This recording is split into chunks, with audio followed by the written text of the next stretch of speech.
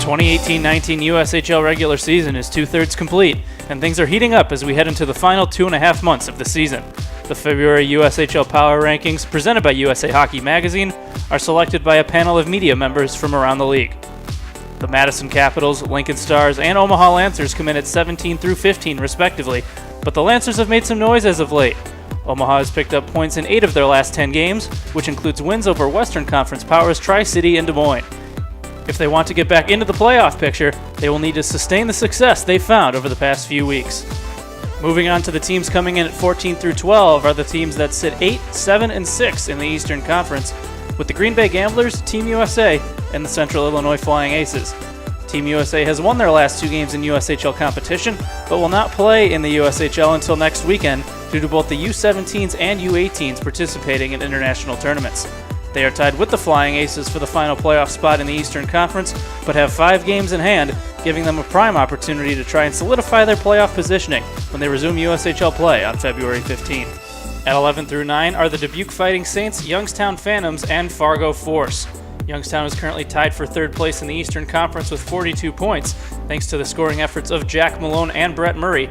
They're just 2 points ahead of the 5th place Fighting Saints, while the defending Clark Cup champion Force are tied for 5th in the always tough Western Conference standings. The Cedar Rapids Rough Riders, Sioux City Musketeers, and Sioux Falls Stampede are next, with both Cedar Rapids and Sioux Falls climbing in this month's rankings. The Rough Riders have won 6 of their last 10 games, including their last 2 contests against Eastern Conference rivals Dubuque and Green Bay. Sioux Falls has been the hottest team in the USHL over their past 10 games, as the Stampede are 8-1-1 in those contests and have moved into a tie for 3rd place in the Western Conference along with Des Moines. Sioux City is currently tied for 5th in the West, but they have recently welcomed 2019 NHL draft prospect Bobby Brink back to the lineup. The University of Denver commit will be a surefire catalyst for the Musketeers, who will be looking to climb up the Western Conference standings with a fully healthy lineup.